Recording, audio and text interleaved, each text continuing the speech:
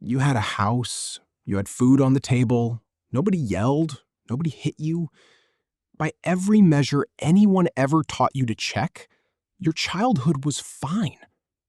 So why does something still feel missing when you look back on it? Not a memory of pain, not one moment you can point to and say, that's where it went wrong. Just an absence, a quiet gap where something should have been and never was. There's a name for that gap.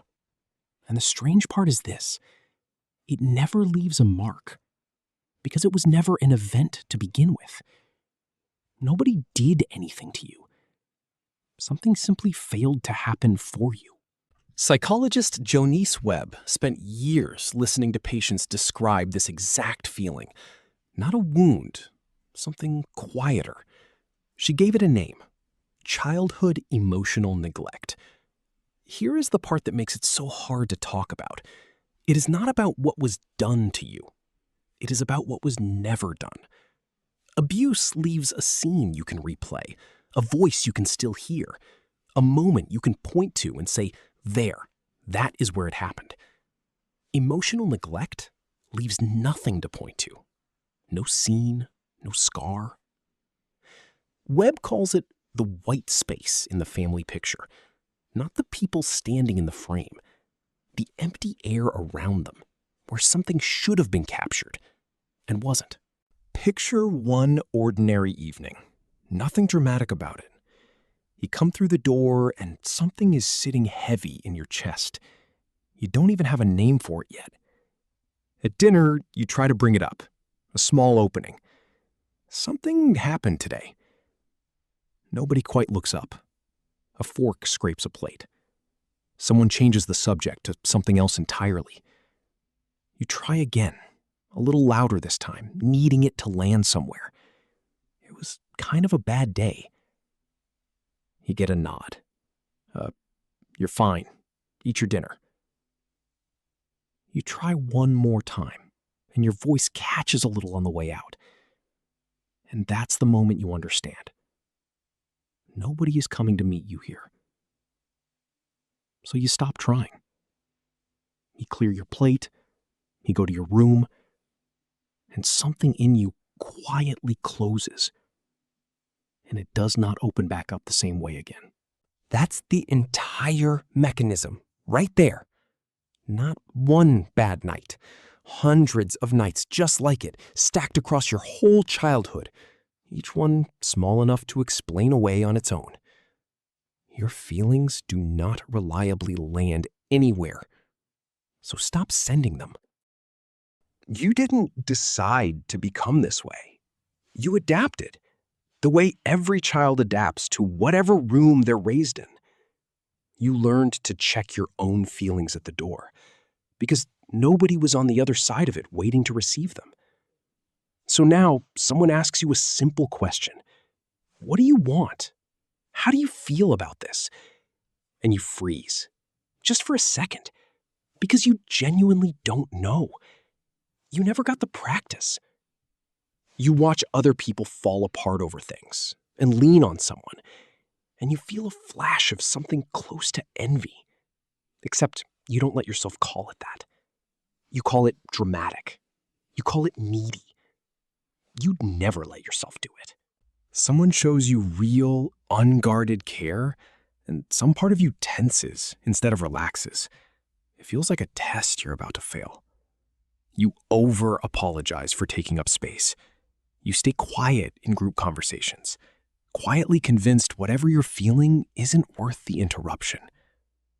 You measure your worth by what you produce, not by who you are, because that was the only version of you that ever seemed to register. You are relentlessly self-sufficient, not because you're strong, because somewhere very early, you learned that needing something from someone else was a request that might not come back answered. And underneath all of it, quietly, a voice that fills the space where a comforting one should have been, harsh, constant, never satisfied. Here's what keeps this one buried longer than almost anything else. You can't say it out loud without immediately arguing against yourself. But they loved me. They gave me everything. They worked so hard. All true, all completely separate from the question. And there's a second voice right behind the first one. Other people had it so much worse. You had a roof. You had food. People had actual bad childhoods, and you're going to complain about this? So you file it under nothing. You've been filing it under nothing for years. A parent can love you and still not be emotionally present enough to catch what you were feeling in the moment you needed them to catch it. Love was never the missing ingredient. Attunement was.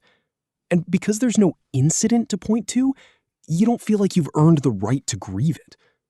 Grief needs an object, a loss you can name. This one has no shape. It's just an absence, quietly running underneath your whole life that you were never given permission to call anything. So here it is, plainly. Childhood emotional neglect. Not something that happened to you, something that failed to happen for you. Not a scar, a blank space where responsiveness should have been. It explains the emptiness that doesn't match your actual life. It explains why receiving love can feel harder than earning it. It explains the voice inside you that never learned any gentler register than its own. None of it was ever a flaw in you. You were reading a room correctly. The room simply had nothing in it. You don't have to reconstruct every memory looking for what wasn't there. Most of it won't be found in a single memory at all. It was never one thing. It was every ordinary day nothing happened, when something small was supposed to. And here's the part worth sitting with. You could only ever miss something you already knew, somewhere in you, that you deserved. The ache was never proof that something is wrong with you. It was proof you were built for connection all along, waiting on a response that never came. You felt it long before you had a name for it. Now you do. Human after all.